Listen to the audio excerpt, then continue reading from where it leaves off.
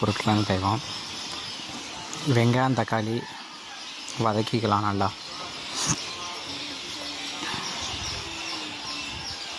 அடுத்து சிக்கனை சேர்த்துக்குவோம்.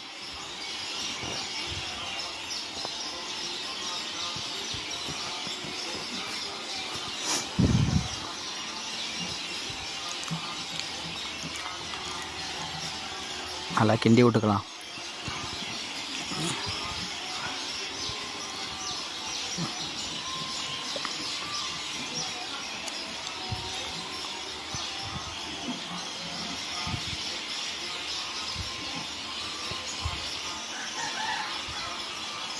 பாருங்க, அடுத்து மஞ்சள் தூளை சேர்த்துக்குவோம்.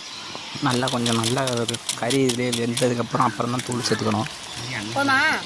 பாருங்க, அடுத்து சிக்கன் தூள் மிளகாத்தூள் சேர்த்துக்கலாம். தண்ணி ஊற்றிக்கிட்டோம்.